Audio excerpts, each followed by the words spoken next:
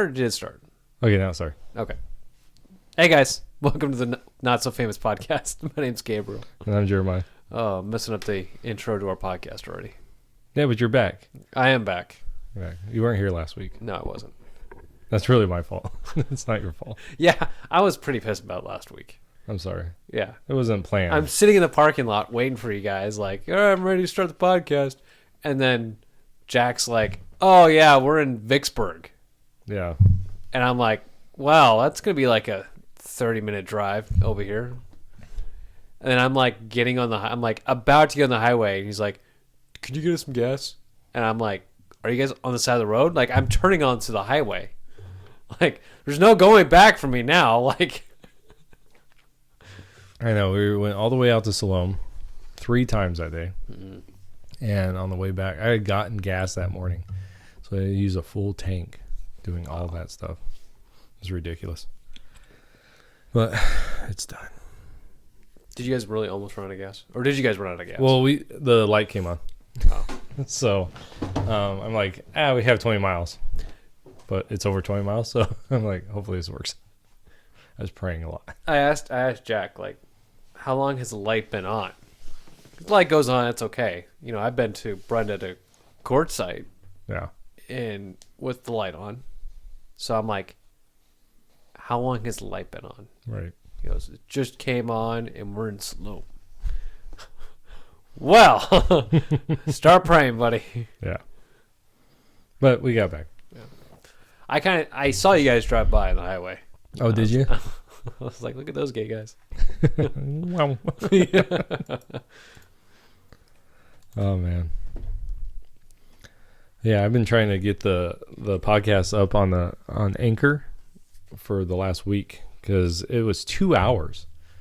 I did a 2-hour podcast. And so usually what I do is I upload a podcast to YouTube. I download it, and then I put it up on Anchor. What are you doing? Sorry, I was scrolling through Facebook for a few headlines and actually had a video. Because it was over 2 hours, I had to cut it in half and then upload it. And then YouTube flagged it because I put a Warren 279th, whatever it is, like this just bumper sticker, like making fun of her. And it was on there for less than 5 seconds. It was just it was a placeholder, and they flagged the video, and now we have a copyright, or not a copyright strike. We just have a warning on our YouTube page. Thanks a lot, YouTube. I know. It's ridiculous. For And then I tried to fight it, and they said no, it is. Like, it's because of that Warren thing, you jerks.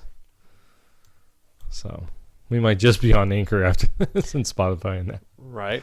Well, at least they won't stop us from. At least we hope. Yeah, hopefully. They won't stop us from our views and opinions. But so it's been 2 weeks since you talked about the coronavirus last week. Right. So let's talk about how things went from, this past week, Tuesday. Mm-hmm. So it's really like skyrocketed. The coronavirus? Yeah. In cases and stuff? Well, and the response. Yeah. Like before here in Arizona, it was just, okay, guys, don't be idiots. Mm-hmm. Now it's stay at home because you guys were idiots. Yeah, today at 5. Yeah. Was the... it went into effect. It went into effect for the state of Arizona. The stay at home effect? Or what was it? Stay at home? Stay at home. Yeah. Stay at home order. Which I want to talk to you about essential and non-essential work. Yeah. How about essential and non-essential texts? Yeah, I know, right? Being essential and non-essential work. Right. Police officers. Non-essential. Not essential. No, essential. Firemen. Well, if you ask a police officer, non-essential. Right. Let's say your water department. Right. Essential. Certain government employees. Certain ones. Most of them don't. Yeah. Certain jobs require to be essential. Right. Because they need to serve the daily needs of the community. Right. So what about nail salons? hair salons. Yeah, see, I don't think those are essential, but they are. They're put in as they are. I know. Golf courses. Really? Yeah. Yeah. Stay home, but go golf. Yeah, but go golf. It's just like you want to do this, but you're making these ridiculous essential and non-essential, these job categories, and it's just like, this is ridiculous. A hair salon, essential. Yeah, I saw that barbers and salons are essential. It's like, yeah, I don't think so. Mm-hmm. Yeah, and then golf courses. That's probably just for the politicians to go. Probably. Well, here in Arizona, I could see them being essential just because you have so many older people and getting them out. Yeah, they shouldn't be getting out though. Well, but being out inside, that builds your immune system, right? Being out in the sun, that helps build your immune system. If you're stuck inside, your body's not doing anything, and so it's just like dying.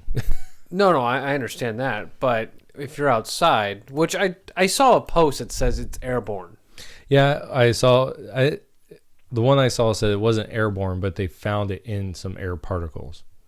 So when I saw it, they hadn't officially said it was airborne. Mm-hmm. But that might have changed. Because everything changes. Right.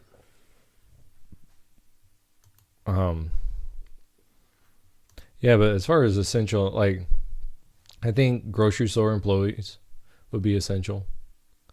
Because for the majority of people, you're not going to be going down to the farm and getting your stuff, right? No. So you need grocery stores to be open. Gas stations need to be open. I think hardware stores would be essential as well. Just in case you need. Like for me personally, since I'm working on the house, I need those to be open. Right. I think they're essential. But your cosmetic stores and things like that should not be open. I don't think so. No. I think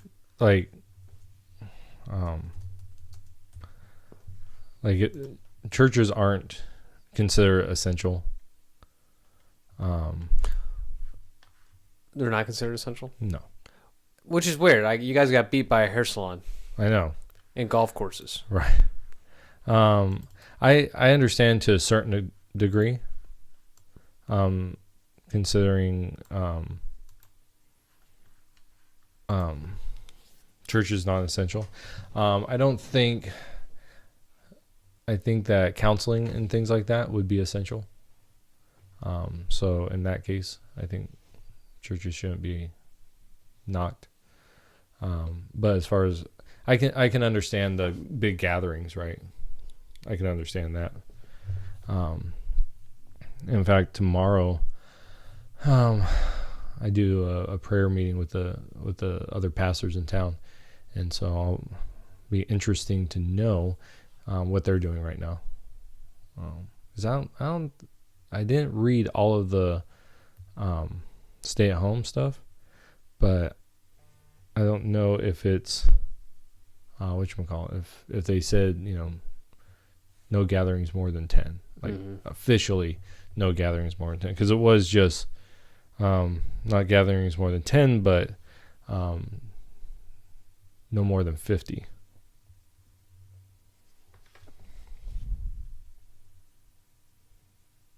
Yeah. So did you hear about the pastor? Okay, so I have two things to share. I told you I said two things. That's one of them. That's one of them. Okay. Yeah.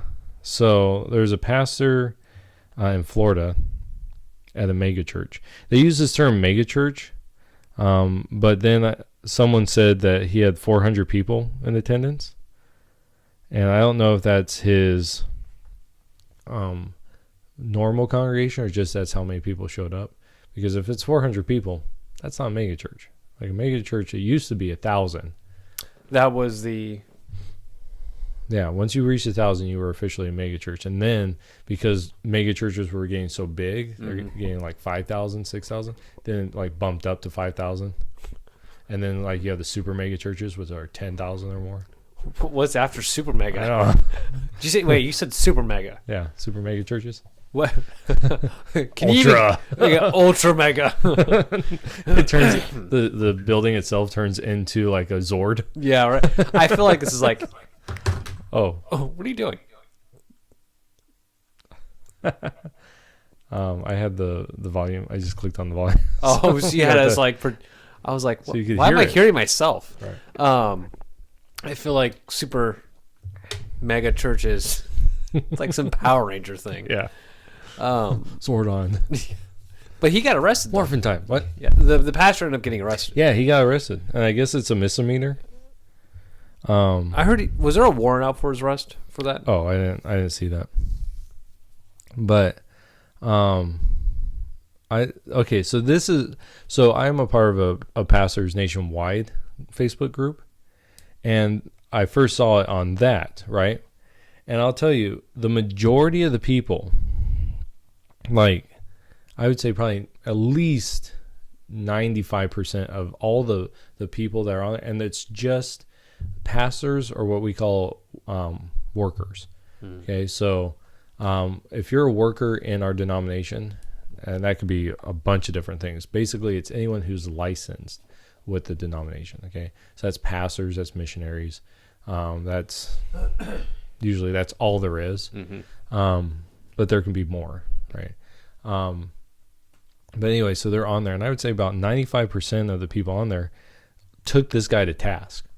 Like they did not. They're like, yeah, good. They got arrested. And I commented, and no one responded to my comment for some reason. I just said, we did shut down our services for this this is one of the reasons why, because what's the legal ramifications of you holding services during this time when everyone's crazy and then someone gets sick in your from your congregation from that Sunday morning? Are you legally liable? Right? I don't know. I mean, I would say so because the state, right? Then nationally, our government has said 10. Yeah. The state has said. What has our state said? It was recommended 10, but no more than 50. No more than 50. No more than 50. You said 50. 50. F 50. Yes. Right? Okay. And then I got that's a big jump between 10 and 50. Well, and then like our local county, I actually got an email from them that said that that we can't really. It's really hard to tell churches not to meet, so please take the precautions necessary. And we actually did that a week after we got that, and then that week we took these precautions, and then our red line for our church was the cases in actual pause, and we got 2 cases. So that's when we shut down the services, right? But yeah, so I just wonder what is the legal ramifications, and I would assume we would be held liable, especially if someone died, or I would hope not, right? Because then it's like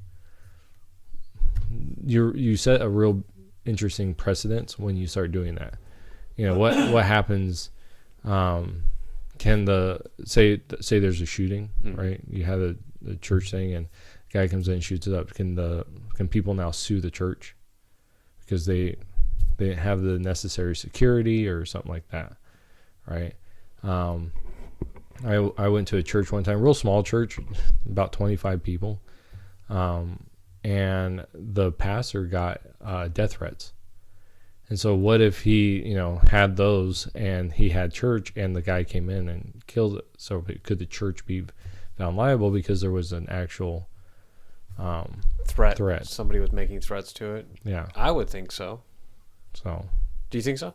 Well, I would have a problem with that, because if the church is now considered liable for a lot of things, where does that stop? Well, I think when you know that there is a threat out there, or that there is a severe issue either on the state or national level, or that could be, that could be a threat to other people, and you decided not to take action of any kind to prevent that or to safeguard against it, I can see you being liable for it. So if you were receiving death threats, Right. if someone sends you an email saying, I'm going to come over and shoot up your church, and I think, this is how I think, you have your Sunday church service, somebody comes in and shoots it up, you knew ahead of time that something was going to happen.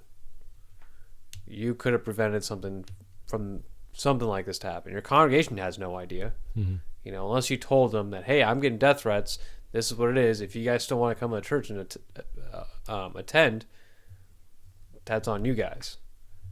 Well, but that's the thing that's going on here. If everyone knows about it and they still choose to go to a church gathering, then. But this is different though, because our president went ahead and said no more than 10. State says no more than 50. Right.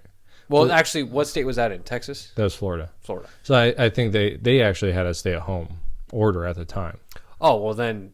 But see, this is what I have a problem with, because and this is actually what we talked about last week when you weren't here. How far can you take these orders in lieu of the Constitution, right? In light of the Constitution, can you force people not to assemble? And once you start doing that, because the government always has power. Like every time they get power, they keep that power. They don't give it up. So does say next year, right? Can they say, yeah, it's pretty bad this year, so yeah, stay at home. No meetings, right? Or something else, right? We got a threat from North Korea. Stay at home. When does it stop? Once you start, give that mouse like cookie. Right. No, I understand that. But is there come to a certain point like where the nation needs to step in and say, okay, we have to go ahead and handle this situation? Yeah, but we're about to have 100 to 240,000 people dying in the next 2 weeks from this virus. Right. When does this nation step in and say, all right, we have to take control of this because you guys apparently can't do it. And if you guys keep going down the road that you guys are doing, having your guys' mass gatherings, your guys' 1,000 congregation church services while this virus is going on and it's killing people. No. Like, we're all for you guys having your assemblies and stuff, but not at this current time because people are literally dying because of it. Right. No, I'm not saying that they don't have a right to. The government shouldn't say, "Hey, look, this is the situation." But once you open that door, oh right, once you open that door, it's never going to close. Yeah, that's my problem. And the same thing with this. Once you open the door to, okay, now you're arresting the pastor, right? Well, I read one guy's comment and he says, "Why don't you arrest the whole congregation?"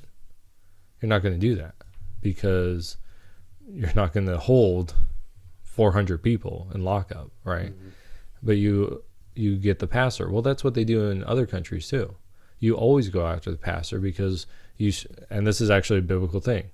The phrase or the saying, strike the shepherd and the flock will scatter. Okay. So that's the idea here. You go after the head, right? You go after the person that's leading them. And that's done all over the world to stop gatherings of Christians. And so I'm not saying that this is an attack on Christianity. I will say that later, though. But in this case, to me, it sets a precedent. And in my opinion, what they should have done was, hey, you guys can't be gathering. We're going to block off the streets. You guys need to figure another way to do this. And there are other ways to do it, right? There's drive-in churches. There's live streaming churches, small groups. There's other ways to meet. And I think it's a good thing for us to be able to do this. I think it's a really bad decision to arrest the pastor. I totally agree with that. And I think what should have done is church service is going. Afterwards, hey, you're the pastor of this church. You gotta stop. Right. You know, next time you'll be fined or whatever. Mhm. You know, but to go out and start arresting because of that, I think this is the first person that's been arrested because of it, right? I think so. Wow. As far as holding a gathering, Mm-hmm. right? Because there have been other people that have been arrested that they like cough on something or they do something stupid. True. Those I heard about idiots. the guy that coughed and he has like, he was licking ice cream in the Yeah. supermarket. One lady coughed and they had to throw out $35,000 worth of food. Food and produce and everything. Yeah. Yeah, and those are idiots. But yeah, I just have I know people will go, well, you know, like one comment was the Constitution hasn't been suspended. It's like, yeah, but that's not hard to do, right? The president has the power to suspend the Constitution, to institute martial law. He has that power. It's in the Constitution, right? He's given that power. So all it needs to do is get bad. So let's just say, so when is it, for let's say the coronavirus specifically, when is it a good time for the nation to be under martial law? See, I don't. Is it a death toll? Certain number, you think? Because supposedly the Trump administration, from that one headline, and from what Trump said, we're looking at 100,000 to 240,000 deaths in the next 2 weeks from this. So, are we looking at 500,000? 750? 1 million deaths? And that's like, all right, martial law. Yeah, but if you're doing everything prior to that, what's the point of martial law? I mean, unless there's like looting in the streets. Well, apparently Yeah. your stay-at-home orders and stuff from the states aren't working effectively. And I know I'm not. No. Yeah. I'm understanding what you're trying to. Yeah. So your stay-at-home orders are not working effectively to contain this and to stop the spread. So now, the government's going to have to come in and make sure people do not come out of their houses. Well, see, I don't. To me, that's going too far, because Is it though? When 1 million people have died from it here in the United States? yeah, but what's that really going to do?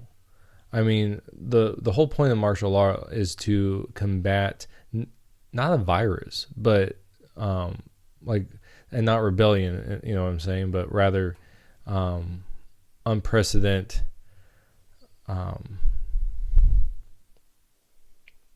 Chaos, right?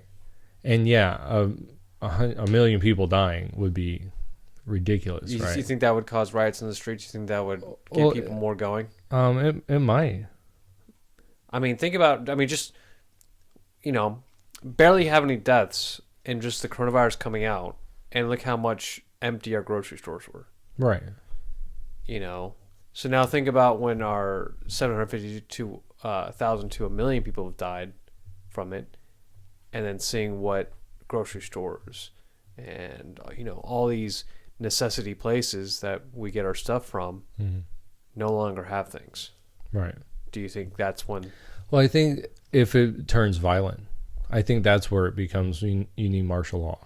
When people are actually becoming violent, and to not like little scuffles, but like people, like you see the guy going in with his AR-15 fully stocked in full body armor, like going to the grocery store to make sure he gets what he wants. And he'll actually do something violent to get it. Like that, to me, that's where you start, okay, now implement martial law. But because once you go martial law, it's a whole different situation. Everything changes. Yeah, you don't have the constitutional rights. Yeah, you're bye free speech, bye free to assemble, bye freedom of press, freedom of religion. All of that is gone, and I think that for a lot of people, they don't realize the step that can take. Right, it's one thing to do it on a small level. Right, you have Katrina. Right, and there's martial law because there's looters. Right, but that's one area. Right, that is very focused, and it's what's going on right there isn't affecting your whole country. But once you go, okay, the whole country's bam, martial law. Yeah, that keeps you in your house, but also keeps you from going against the government in any way. And I think that becomes a problem. And why can't they come into your house and start taking, your guns or taking your supplies? What if, like these preppers, right, that you see all over YouTube right now, they're talking about, bugging out and all these things. Yeah. One guy, now this is where I actually agree with the gun people. Mm-hmm. One guy versus the entire military, you're not going to keep your stuff. Mm-hmm. You might be able to kill a few soldiers, right? But Waco, Texas, right? Heck, that Bundy stuff, right? In Nevada not too long ago. The reality is a small group versus the United States military isn't going to work. You would actually have to have the military say no. And I don't know if that's possible. You don't think our soldiers today would be like, no? Now, let me ask you something. Well, being a soldier, I think... Did you have people in there that were like... because you had multiple people in political arenas, right? Mm-hmm. It wasn't like all you had was conservative, small government Republicans, right? You had a bunch of different ideologies. And I think that those ideologies would say, yeah, no problem. I mean, look over in California. Mm-hmm. There's cops, right? They're saying, yeah, we don't think that it's good to carry a gun. Average person shouldn't carry a gun. That's cops. Now you come over to Arizona and they're like, yeah, carry the gun. Mm-hmm. You know what I'm saying? Wow.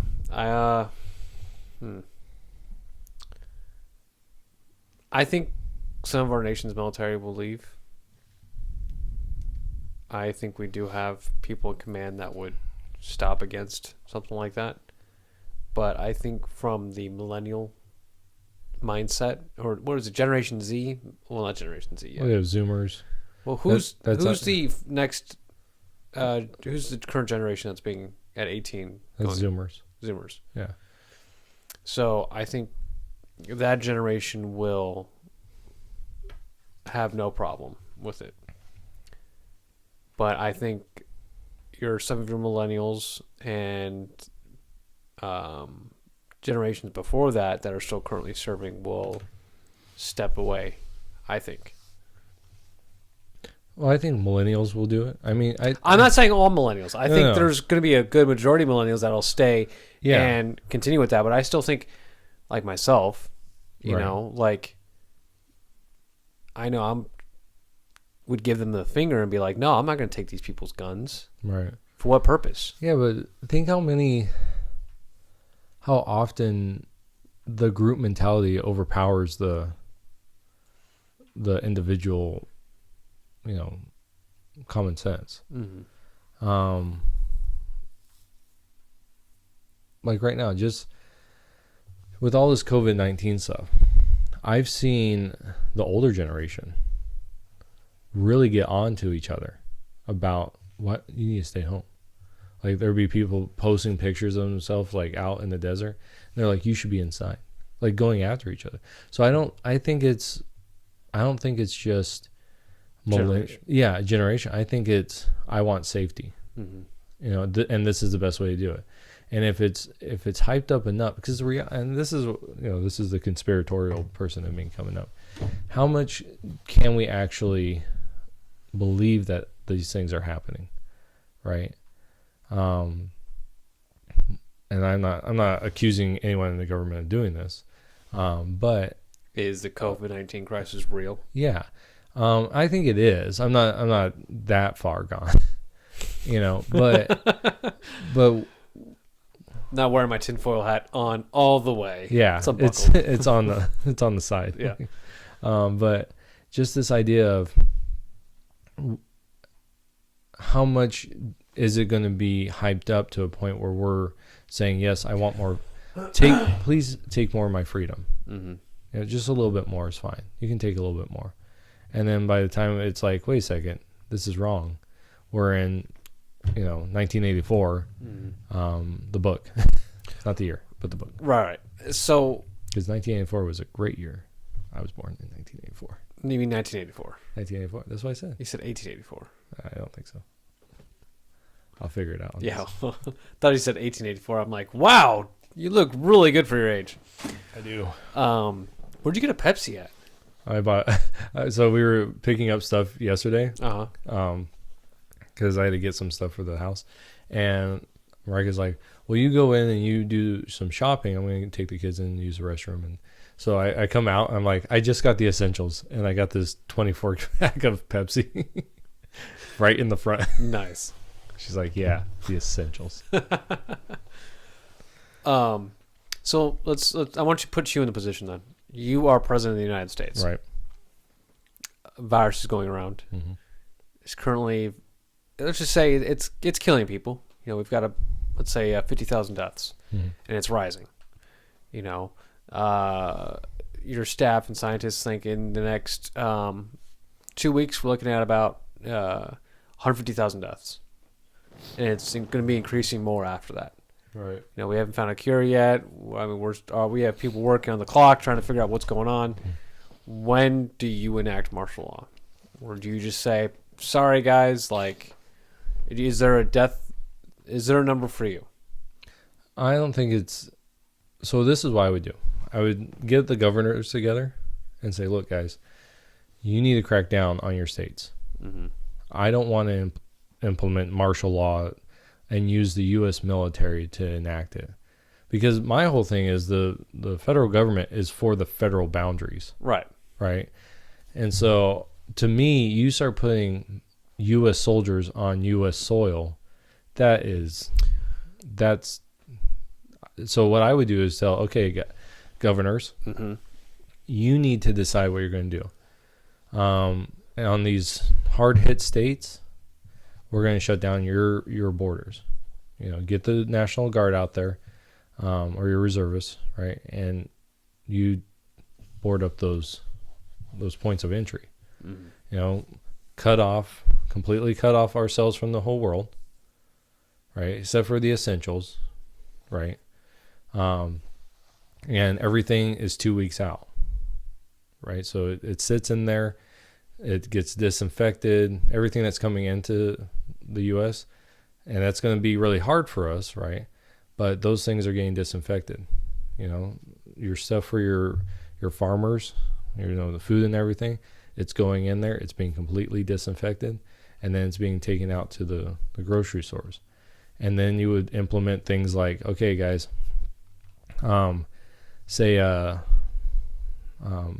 this is actually what they did back in the 70s with the gas crisis. If you had a certain number, I think it's like, I can't remember if it was the license plate or your driver's license. I can't remember. You got to go and get gas on, Monday, Tuesday, Wednesday. If it's odd, Friday, Saturday, Sunday, right? Mm-hmm. And so that's what they would do, and that's when you could go and get those supplies. Maybe something like that. Implement those things first and tell the governors, you need to be the ones taking care of this. We will be your support during this time. You need more medical supplies, we will get that.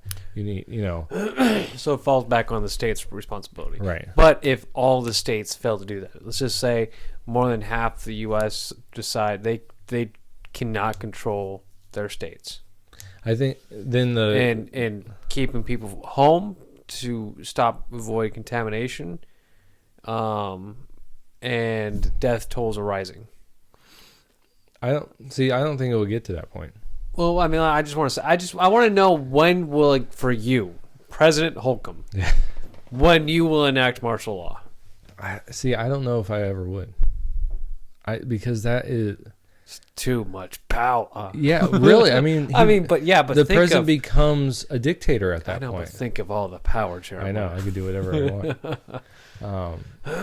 But yeah, I mean, just it would be, to me, it's easy. Mm-hmm. Like to say, okay, well, yep, martial law. I mean, because it doesn't take much, right? Mm-hmm. Because we already see people. I mean, people are upset that they're not doing it already.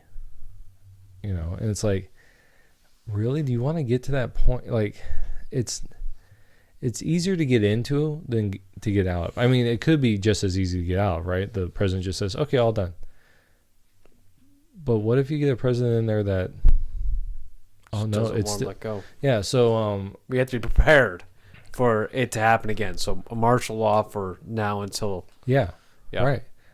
So there is a movie, the Highlander. Mm-hmm. Okay, have you ever seen the Highlander 2? There can only be one. Yeah. Right. Yeah. Have you seen Highlander 2? Yes. Okay, so Is that when Sean Connery dies, right? No, Sean Connery, spoiler, dies in the first one. Oh, He comes back in the second that's right. one. But if you talk to someone that likes Highlander, it's the worst movie in the world. I really like it because I think it's just a fun, like, dumb movie to watch, kind of like the Highlander. But it throws out all, like, the mythos of the first movie. Anyways, so in that movie, the kind of the B plot of it is Connor McLeod and this other guy, the ozone layer is being depleted, right? It's during that time when the ozone layer was being destroyed and people are like, oh, it's the worst thing that's going to happen in the world, just like the virus. And so they create a worldwide dome that's basically an ozone layer. And the whole point of it is the corporation that runs it, the ozone layer has fixed itself. And it's been like that way for a while, or a little while. Mm-hmm. And they just have never told anyone. So to me, that becomes so easy, right? We rely on the government, and then it becomes, oh, well, it's the same thing in Wall-E. If you ever watch Wall-E, mm-hmm. that's the ship, right? And then it becomes, well, the government will take care of us. So. Mm-hmm. Well, okay, there's mass riots in the streets, buildings being burned down. See, I think that becomes it's spread across the United States. Okay, so that states can't do anything. The National Guard isn't working. Well, that's where you start really making the decision to do it. But I would be very cautious in doing it, mm-hmm.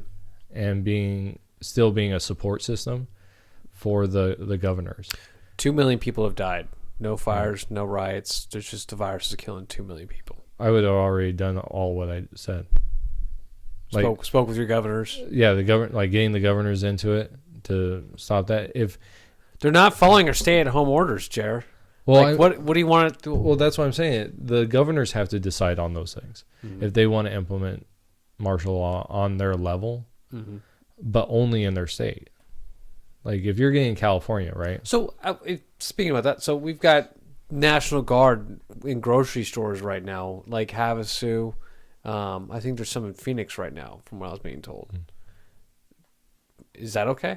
Well, I think some of that they're actually helping. It's not just they're there to they're not there with their M16s and M4s, yeah, and they're just sitting there going 2 bags, like 2 things of eggs. They're not just doing that, right? Bacon. You don't need that. Right? You know what I'm saying? Yeah. Like I went to Havasu on Monday and went to Walmart. And I walked in and there's no toilet paper. And there was other places that didn't have much, but they were restocking. Mm-hmm. And eggs was 2 boxes a person. And so we got what we needed. We got basically what we would always get, and then like a little bit more canned foods than we normally would, just because I had already heard that this stay-at-home order. So I told Marika, we can have smaller main courses and then have extra side dishes. We can do that. Mm-hmm. And then any leftovers we can eat for the next day. That way we can extend, our food, which is 2 weeks. We could probably extend it to 3-4 weeks if we needed to. Mm-hmm. But there was nothing. There was no one was fighting. No one was doing anything. One guy, he walked up there with like 20 packages of hot dogs, and they told him, "You're only allowed 2." And he kind of flipped out on them. But there was nothing. I mean, if it got violent, I was standing right there. I would have stepped in. But the guy was just pissed. You know, they couldn't get more. But he did it. And so I think that with the National Guard isn't at that point yet, where they're there with their guns. Do you think that sets a bad image though? I think it's a really bad image. As soon as you do that, you're telling people, yeah, it's bad, right? I mean, to me, that's telling me this is a lot worse than what we think. Right. When the military's getting involved. Right. It's just like any movie. Like, oh, the military's going on the street. What's going on? Well, you see that, like, people are taking pictures of, like, tanks being transported. They're like, oh, my gosh, you see what's happening? It's like, hey, dude, they transport tanks. I mean, that's part of the military. Yeah. I mean, they have to transport them somehow. Right? Well, we did, we would have to do training. We'd have to be in a convoy of Humvees. We'd drive through Phoenix to our training site. And people would freak out. It's the military. They're martial law. It's like, no, man. We're just going over here to do a training exercise. Right. Like, it's this nice open desert, or we're going to, at the time it was like Florence. There's like a little military setup there where they've got ranges and stuff. So we'd go out there and do our shooting range.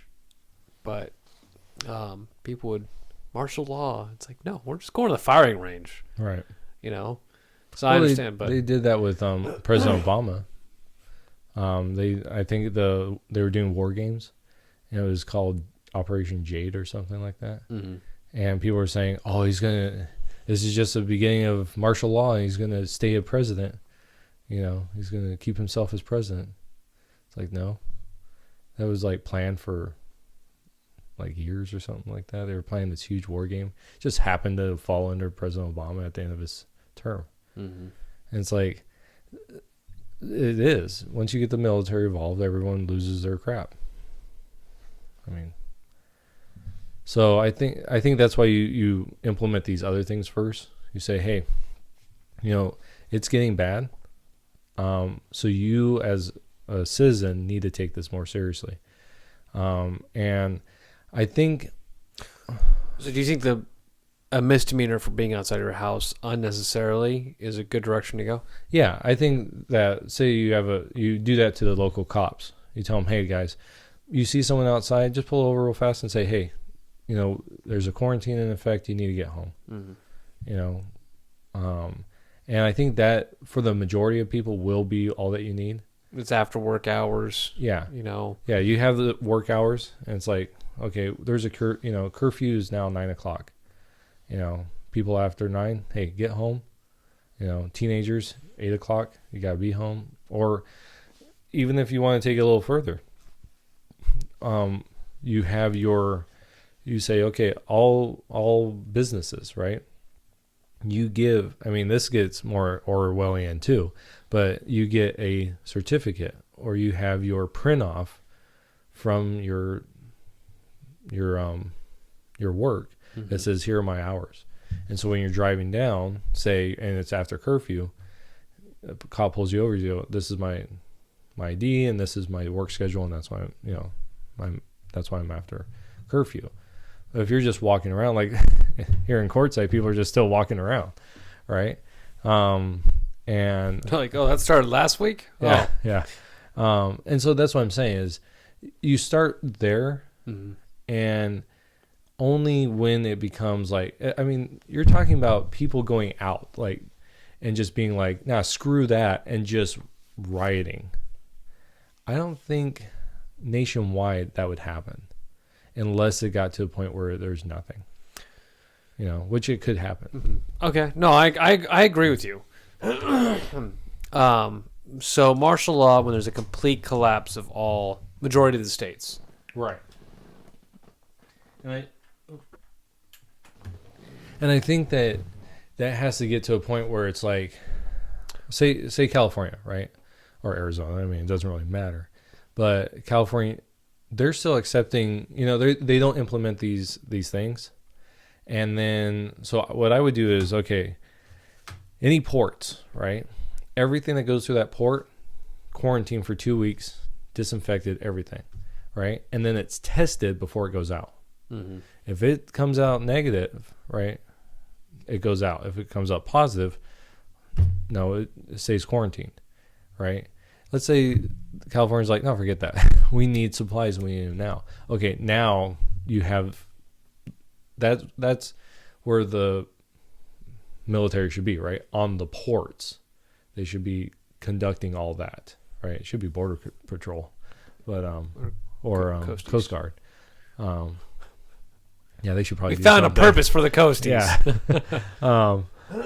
Yeah, so they should be doing that anyway. That's federal government anyway, so they should be doing that. But let's say the National Guard, they're just letting people through. It's like, at that point, it's like, okay, now the military is going to do your borders because apparently you're a jerk and you don't want to do it, right? So I think that's like, but to me, the federal government should take a step back and say, okay, we're going to be a support system for our states. States, use the National Guard, use your reservists. You guys do that. And then if it gets even worse, if there's rioters, right, then we can come in. Mm-hmm. But we're here to make sure the supply chains continue. We want to make sure that we're getting our food, our water, all the necessities to the people as fast as possible. You do that odd days, or you do certain days odd numbers, certain days even numbers. You do stuff like that so you don't have a mass of people, and you say, okay, if you're in this age bracket, you come out at this time, right? So if you're 65 and older, you come out in the mornings. We'll have it open from 5 to 10. That's when you come out. That way you're not being exposed to the younger generation where they might carry it and be fine, but it might affect you, right? Mm-hmm. But younger generation, say 18 to 45, you can come out between. Oh my gosh, you dying over there? Yeah. That's how it starts. It's the COVID. Yeah, it starts in your chest. Just covering up music. So yeah, you know what I'm saying? So to me, there's a lot of things that you do prior to saying martial law. Right. Because I really, I know someday it's going to happen. Like, this is a personal belief. I know someday it's going to happen, because that's my belief. That's a religious belief. But how many countries have had to do things like this throughout all of history? So they don't call it martial law, right? Is putting down the peasants, Yeah. So, and I think once you get to martial law, you give the people that are looking for a fight the opportunity. So now those people that have been storing up ammo and connecting with each other, and they talk about, like, I've seen the meme where it's like, China has 2 million man army. And then it shows on the other side, there was, it shows like 3 states, and there's more hunting licenses in these 3 states than that army, right? Right. And so you have people that I don't think would just be like, yeah, martial law is good. I think now you've thrown blood in the water. Mm-hmm. And if you're not careful, that you're going to have a civil war on your hands at that point. And that's another thing. You're going to be creating 2 issues, that right. Not just whatever caused it. Now you're creating up another one. Right. I was going to bring up another situation for you. Do you think behind the scenes the U.S. government knows something about it that we don't? And sure. They better. But they better know more than we do, because. Right. But for them to enact martial law, like, the death toll numbers. Like, Mm-hmm. do you think it's between 100 to 124,000? Let's just, I'm not saying this No, current one, yeah. but I'm not just going to say, like, let's just say COVID 35. And the actual, like, we think there's probably like a death toll of 50,000. But in reality, we're looking at 500,000. You know, They're not gonna tell us the numbers, but they're gonna tell us that, hey, it's really bad, martial law. see, if they were going to do something like that, they better be 100% transparent. They better be like, okay, everyone, we're going to give it to you straight. There are 500,000 deaths, And it's rising. and it's rising quickly, right? I mean, in the last 2 weeks, it went from under 1,000 to, I think we're over 2,000 now. So if they're like, yeah, it's 500,000 and it's rising quick, and we're projecting 2 million deaths. If it gets to 1 million, we're going to implement all these things, right? Same things I've been talking about. We're going to implement all these things. If it keeps rising, we're looking at a possibility where we'll have to do martial law. We don't want that to happen. This is what you need to do right now to be a part of this, to slow this stuff down. But if we hit 1 million deaths and there's looting and there's rioting, we'll have to enact martial law. No one wants that. But we're going to be as honest with you as possible, because if you're not, let's say this, let's say that they're not honest and they just do martial law, automatically people are going to be like, they just did this whole thing just to get us, just to get martial law, just to suspend the Constitution, instead of being open and honest and saying, look, this is the reality. And this isn't coming from because you have the one on the one side, right? You have the media that is anti the current administration. And so that's a part of why people don't believe what's going on. It's because they don't believe them. Mm-hmm. But if you have both sides telling you, no, this is the reality, I think more people would accept it.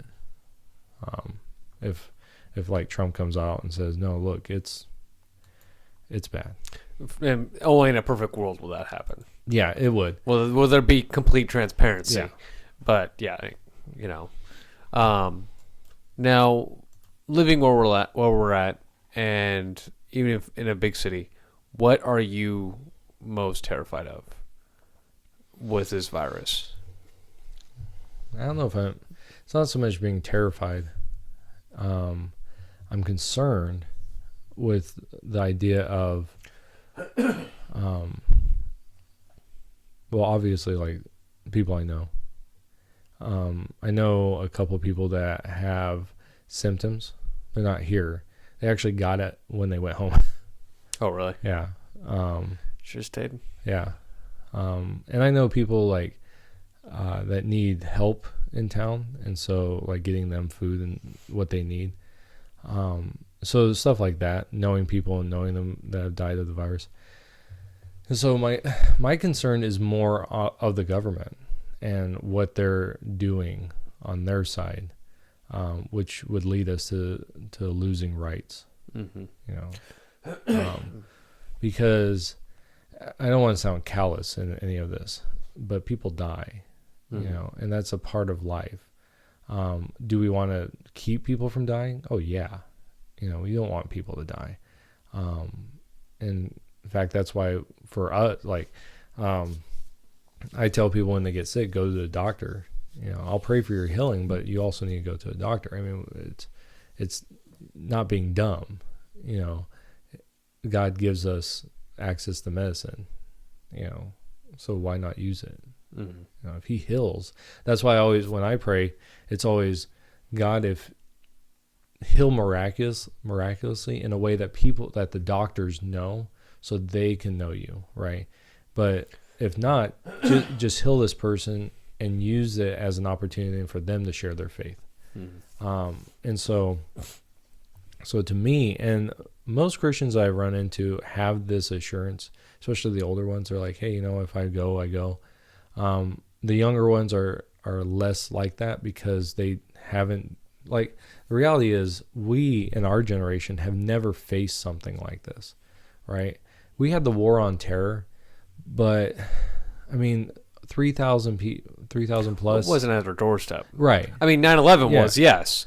But Everything it stopped afterwards. after that. And then, Right. you know. We didn't have a defining, like, and that when people said we will never forget, right? The reason why the generation of World War II never forgot Pearl Harbor is because they went to war. Our nation went to war. After 9/11, people went to war, but it was only, less than 4,000 soldiers gave their lives. I mean, that's a lot.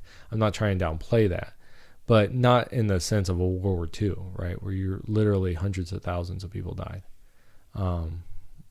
And so it's not the same. We don't have that. And that generation also had the Great Depression. Right before that, they had the Spanish flu, right? They had measles. I mean, they had all these different things that they walked through. And those are the older people. And that's why I think, like, these older people that are still out there, they're like, I've done this. I've lived through things like this. But the younger generation, the closest ones that you could do is the Vietnam generation, right?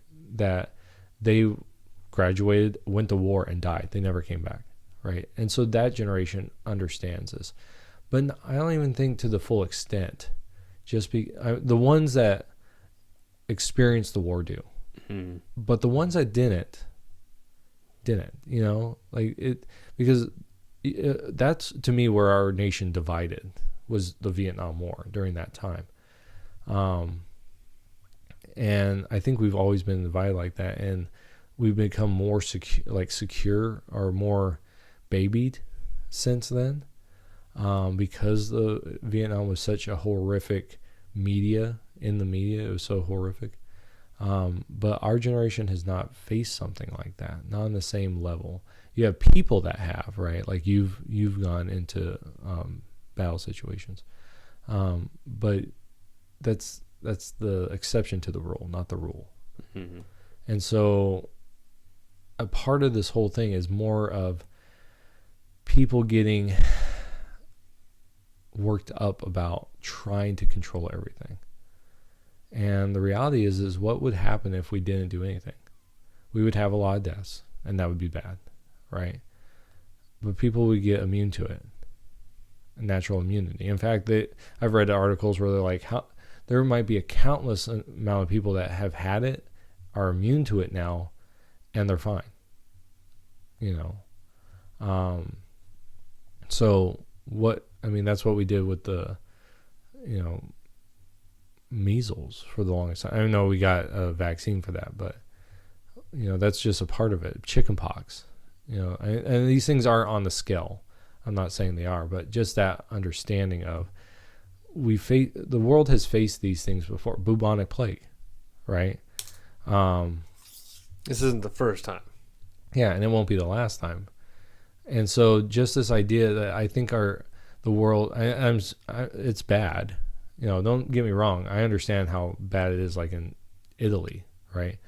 And so, there's just this understanding that it is bad, but we can't get into this mindset that we can stop everything, and to give up everything just for a glimmer of hope of quelling this one thing, I think is you're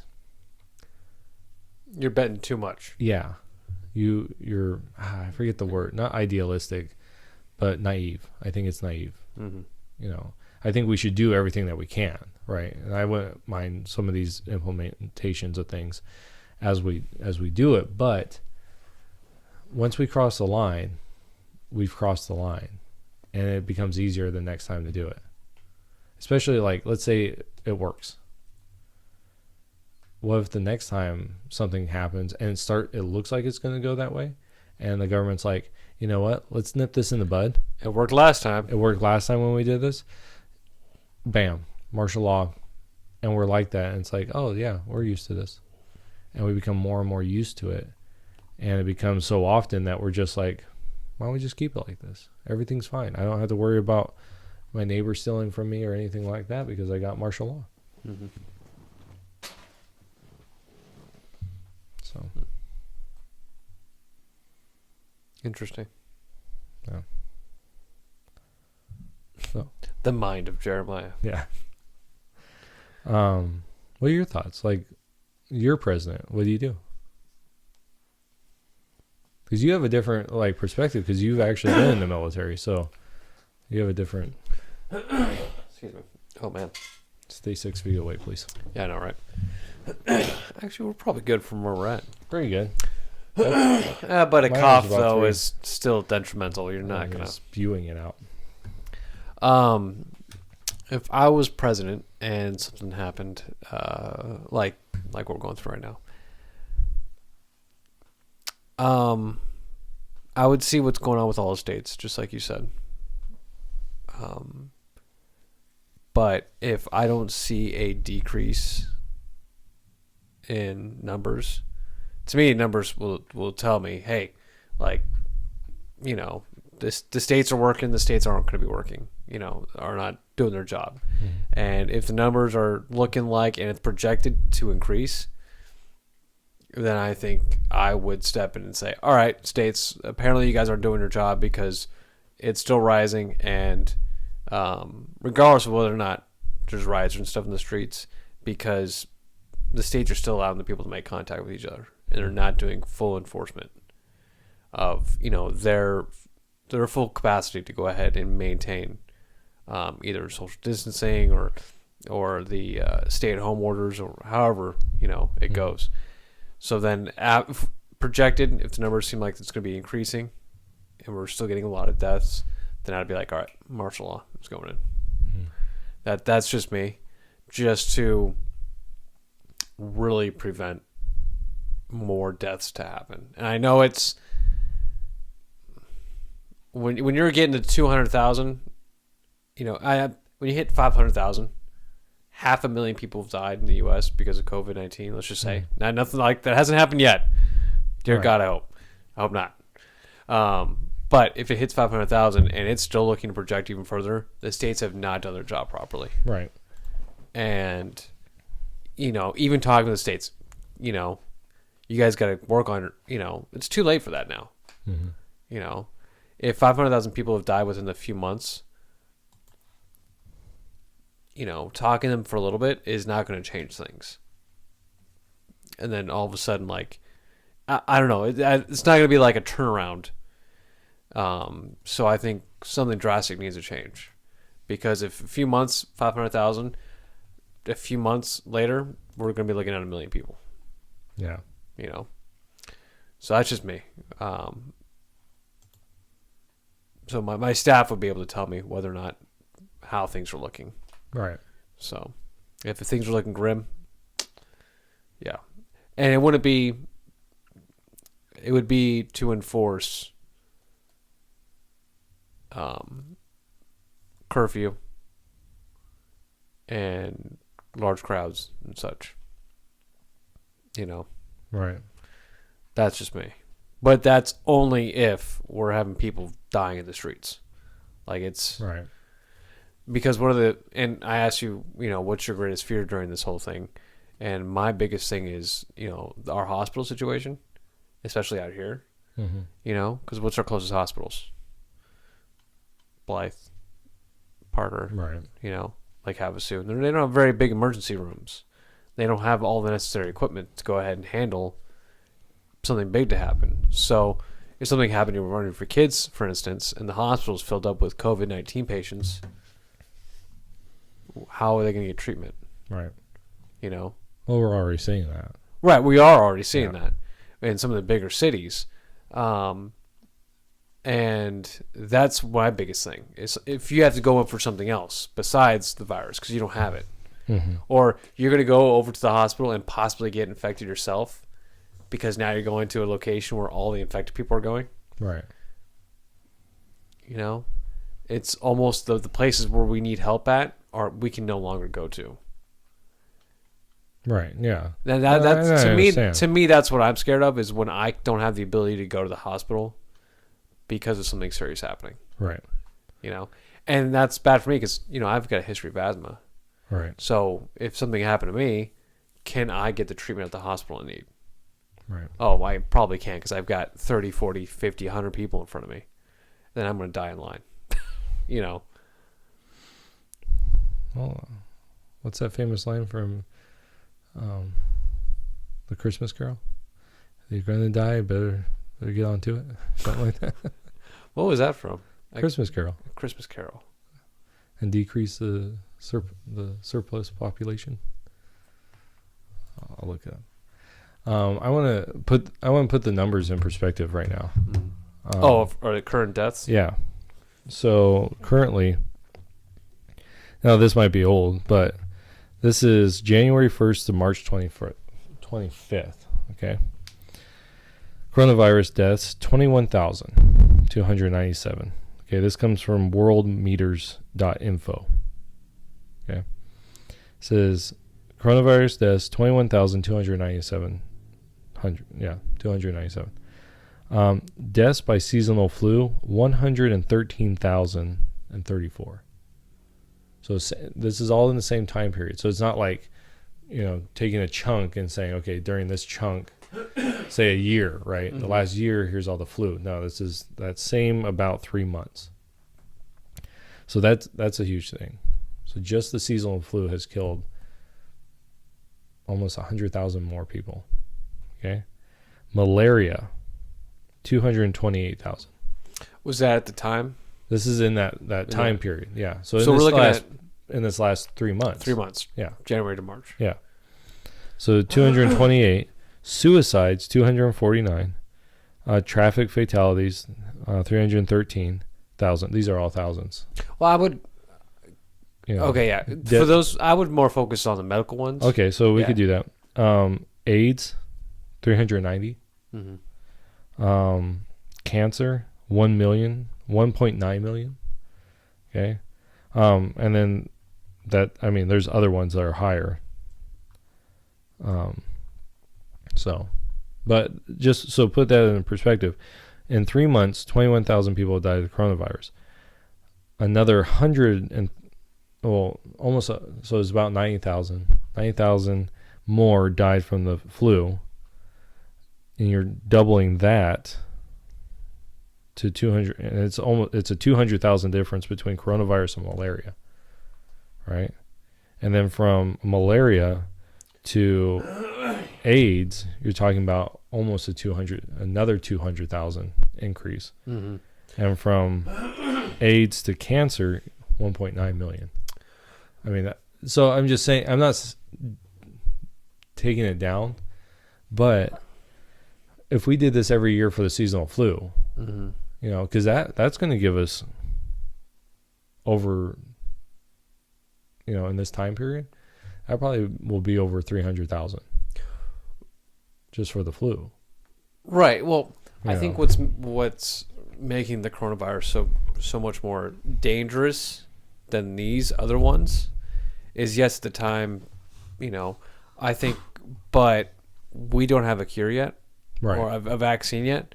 So, and it's being spread more and more and more. We're seeing a bigger increase in spreading, and no sign yet of a possible vaccine. Right. So. Well, yeah, there's signs. Oh, have they been? Yeah, they've already been. I haven't seen any articles yet about it. So I read that that they've started testing on humans.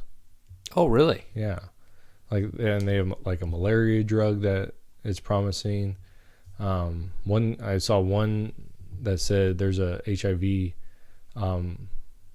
treatment that's promising to combat this thing. I don't know if I would want to do an HIV. Maybe either. Just die. Yeah, I'm good. Yeah. Here's that quote. Just take a chance. Yeah. They're talking about the workhouses and things and the prisons. It says, those who are badly off must go there. And then the reply is, many can't go there and many would rather die. And then Scrooge says, if they would rather die, they had better do it and decrease the surplus population. So, but to the idea of the government doing things. Mm-hmm. So this one is this what is it? It is a St. Paul City Council. Okay, so this is just a city council, right? They are because of this whole thing that's going on right now, they are voting on a ban, or they call it a prohibition of conversion therapy directed to minors.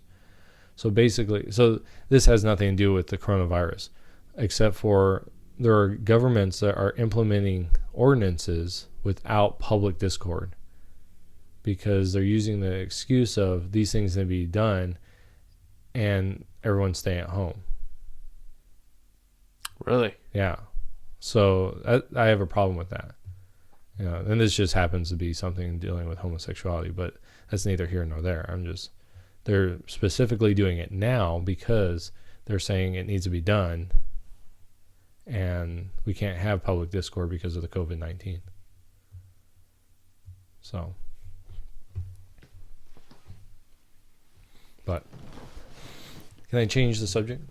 Yes. Okay, here's the other thing. So the first thing that we talked about that got us on this whole thing was the pastor being arrested, right? Mm. Okay, here's the second thing. And this is what I have a problem with. And this is why I think the government is that whole thing with the pastor, I think is even worse than just being something where, oh, it's a pastor getting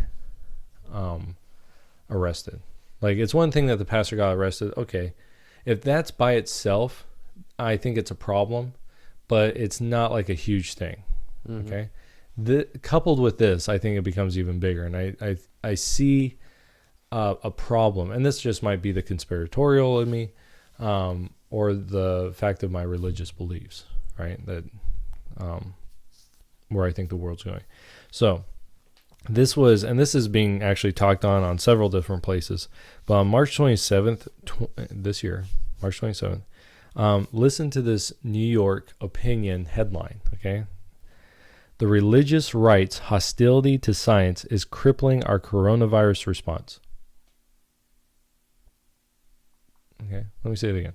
The religious right's hostility to science is crippling our coronavirus response. If you read the article, it's by this Catherine Stewart. She basically says because the religious support Donald Trump, and then she says they're anti-science. Like, she makes this case that the religious people are anti-science. It's like it's impeding us from finding a vaccine or something. Right. So we just have to stop religious freedoms. Right. So this idea that basically she's saying the reason why it's so bad isn't because of China. It isn't because of any of any group. It's except for the Christians. Well, if our religious freedom is stopping you from finding a vaccine, then you are doing something very unethical. Right. To get a vaccine. You know what I'm saying? Mm-hmm. Like, that must be some very unethical work you're doing. Well, she doesn't just say that, but just the whole President Trump's approach to the coronavirus is impeded by the religious. Trump's approach? Yeah. So they think that Trump can do better if we didn't have our religious freedoms. Well, if we didn't, or if he didn't listen to the religious people, if we just cut them out, we could do this better because then we're just science and not fairy tales. Is the idea here? You know,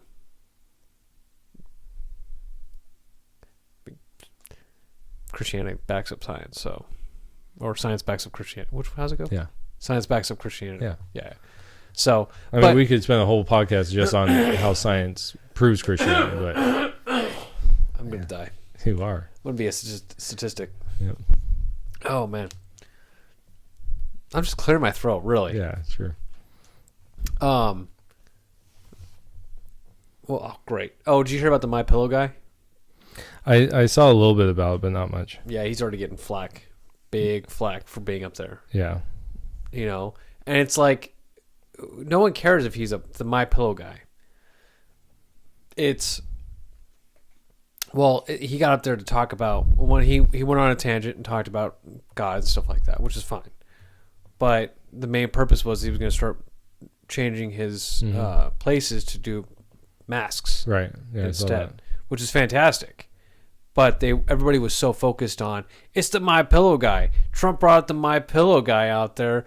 You know, like, what is this supposed to do? It's like, did you guys not read the thing? What the guy's going to be doing? Yeah. That's a very big thing. Like, he's going to be losing, or maybe gaining. I don't know how. It's a great market right now, actually. Face masks, you know. Well, the federal government's buying them. Oh, I mean, you guys should take that offer too. Anybody else, you know? But yeah, it really pissed me off, actually, seeing how many people were bashing on him, and yet he's changing up his company, right, to save and help the people of the United States, right. you know. So that was quite interesting to read and watch.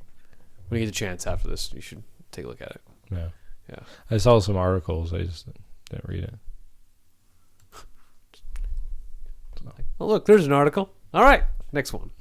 Oh, There's an article. I have to read everything. No, I know. But yeah, I just have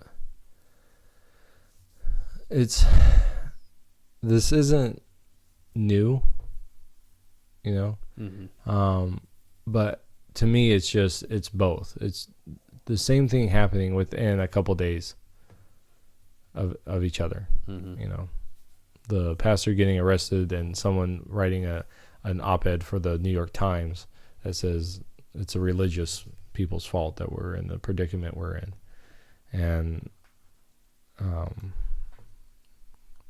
yeah, so religious people always are the scapegoats. So, but yeah. Oh, well, you want to? Yeah. Do you want to close it this time? No. Did you close it last time? I don't know what I did. Who? I opened it. Oh, did you? Yeah. But that was awkward. It was awkward. How many episodes have we done? 27? No, this will be 31. Really? This is episode 31. We should do something for our 50th episode. Yeah, we'll never get there. No. Yeah, we'll get there. When I move into the new office, I'd like to get some new stuff. So, because you want to do like video as well. So I think I know how to do it. Oh, really? Yeah, I actually went online to figure it out today, but yeah, they were all sold out. They were all sold out? Yeah, like the thing I wanted to get, they were sold out of. It's the COVID-19. We're all stuck in our houses. No. Everybody do your podcasts. You know what though? There's been a huge increase in just people making. Well, I mean, just churches. Like I was gonna get the stuff for the church so we could do live streaming better. And yeah, everything's sold out because a lot of people are doing that. Wow. Yeah. So, but that's just the way it is. All right. So nothing else though? No. That's all right. Cool. All right. Well, hey guys, thank you so much for listening. If you guys enjoyed this video, hit the like button and subscribe if you guys want to see more. And if you guys want to be updated on when a new video gets posted, go ahead and hit the bell and you guys will be notified when we upload a video online. If you guys listen onto other platforms like Spotify, and where else do we have a podcast at? Apple, iTunes, anywhere Anchor. else. You know, do what you guys got to do to go ahead and like our podcast. We greatly appreciate it. And if you guys have any questions, feel free to go ahead and leave a comment below the video. And share these things. Yes, please share as much as possible because we like you guys' inputs. We like questions. And we just hope you guys enjoy these videos and our discussion. But anyways, hope you guys like the video, and we'll see you guys in the next podcast. Take care. All right. Bye-bye.